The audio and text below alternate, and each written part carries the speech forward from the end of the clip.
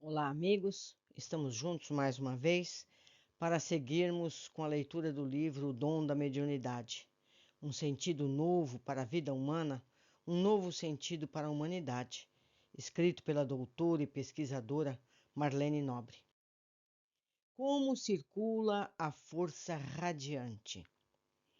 Para colocar em movimento o ectoplasma, ou força radiante, em benefício de quem precisa, o passista deve cultivar a prece como estado natural em seu campo íntimo.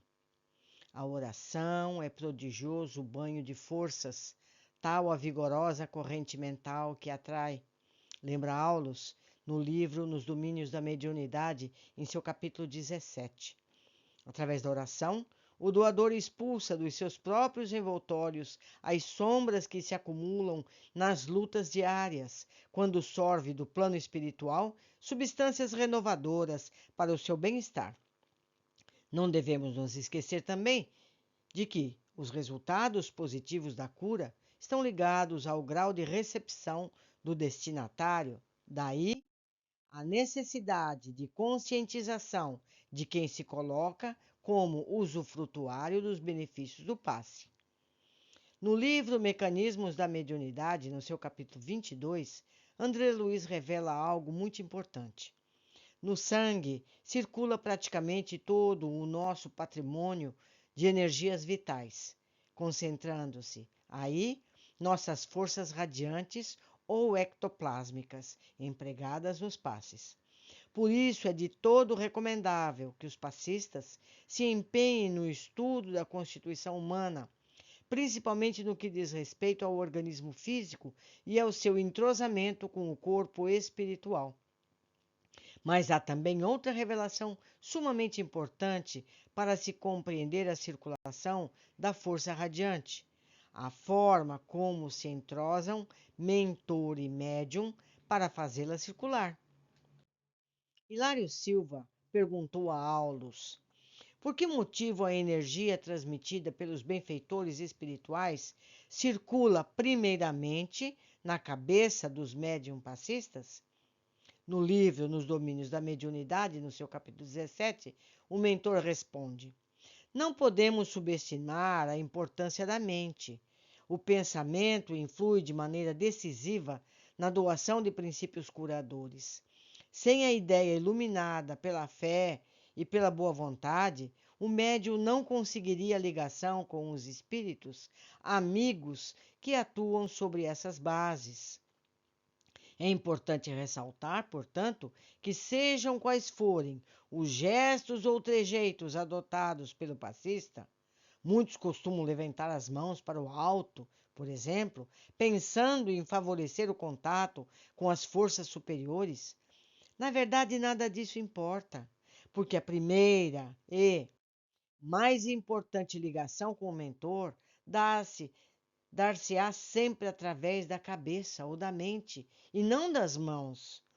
A partir da ligação mental com esse mentor, o médium passa a irradiar, por meio das mãos, chispas luminosas, comunicando-as aos pacientes que as recebem da mesma forma, através do halo vital ou aura, primeiramente na cabeça, depois onde tenha mais necessidade.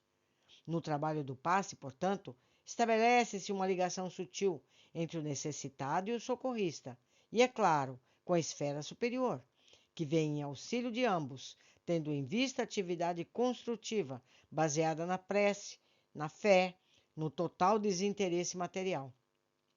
O passe será tanto mais eficiente quanto mais intensa for a adesão daqueles de que recolhe os benefícios. Afinal de contas, no livro Mecanismos da Mediunidade, no seu capítulo 22, em última instância, é o próprio enfermo que se cura. Por isso, tem de concentrar suas forças no trabalho restaurativo dos trilhões de células que compõem o seu organismo perispirítico. Para isso, tem que aproveitar a ajuda que recebe para comandar a própria restauração. A cura é, na verdade, uma autocura. Como desenvolver a capacidade radiante? O passista, o candidato ao emprego de suas forças radiantes em favor dos enfermos, deve procurar equilibrar o campo das emoções. As energias construtivas não podem ser fornecidas se houver sistemático desperdícios de forças mentais. Isso está no livro Missionários da Luz, no seu capítulo 19. Não pode haver doação, por exemplo, com sistema nervoso esgotado. Aquele que cultiva mágoa excessiva, paixão desvairada, inquietação permanente, não transmite nem faz circular as energias radiantes, porque o seu próprio sistema nervoso está comprometido. O excesso de alimentação também constitui impeditivo ao desenvolvimento da capacidade de doação fluídica, porque a pessoa passa a produzir odores fétidos, detectados espiritualmente através dos poros, bem como das saídas dos pulmões e do estômago, prejudicando as faculdades radiantes.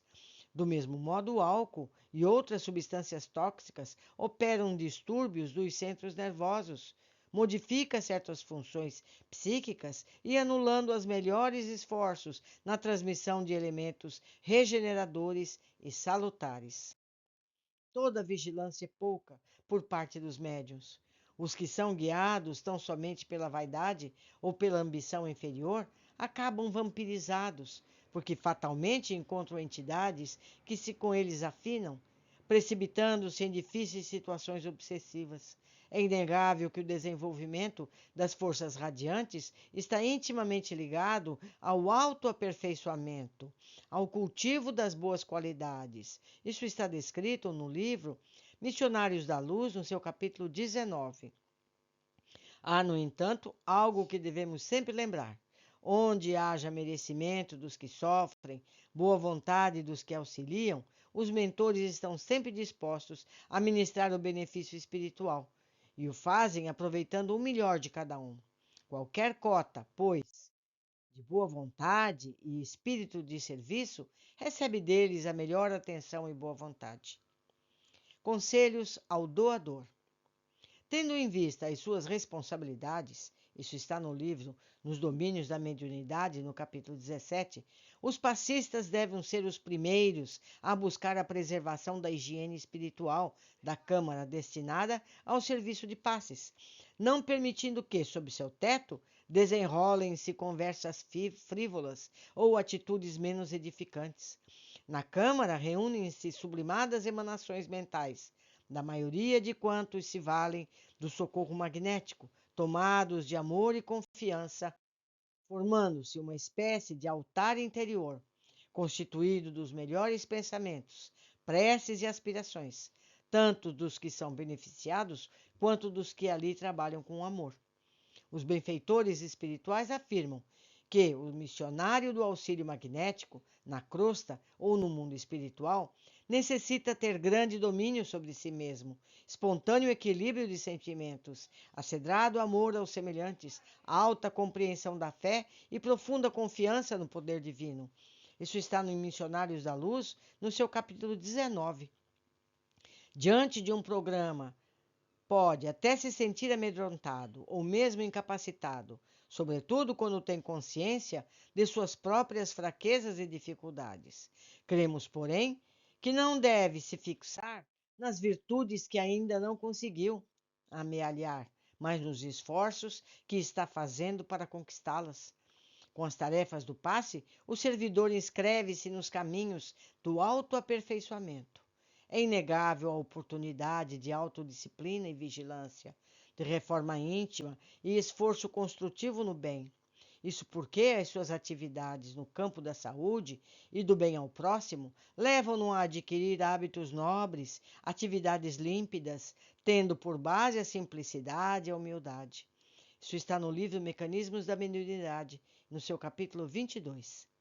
Sim, a humildade e a paciência, porque compreende que não tem controle sobre os resultados obtidos através de sua faculdade. Isso porque são extremamente variados os efeitos da ação dos fluidos sobre os doentes. Algumas vezes é lenta, reclama tratamento prolongado, como no magnetismo comum, de outras vezes é rápida, como uma corrente elétrica. Isso está na Gênese, no seu capítulo 14. O passista não pode esquecer também que em qualquer setor de trabalho, a ausência de estudo significa estagnação. Por isso não pode desistir de aprender. Isso está no livro Domínios da Mediunidade, no capítulo 17. A seara é grande e os trabalhadores são poucos. Muitos recolhem-se tímidos e medrosos diante da tarefa, mas não deveriam, porque os benfeitores sempre procuram suprir as deficiências humanas. Isso está em Missionários da Luz, no capítulo 19. São, no entanto, muitos raros os que se dispõem a servir espontaneamente. Aqueles que persistem em suas atividades, apesar de reconhecerem as próprias imperfeições, lembramos a simplicidade de Conrado com os benfeitores da doação fluídica, com muitas horas de serviço no mundo espiritual. Diz ele: somos simples elos de uma cadeia de socorro, cuja orientação vem do alto. Na verdade, somos singela tomada elétrica, dando passagem à força que não nos pertence e que servirá de produção de energia e luz. Isso está nos Domínios da Mediunidade, no capítulo 17. Pretendemos abordar, em outro volume, a mediunidade curadora, quanto poderemos nos deter mais detalhadamente no modo de transmissão dos passes, nas curas espirituais propriamente ditas. Concluímos aqui mais um precioso capítulo. Espero que tenham gostado e aproveitado. Aguardo a todos no próximo capítulo. Abraços.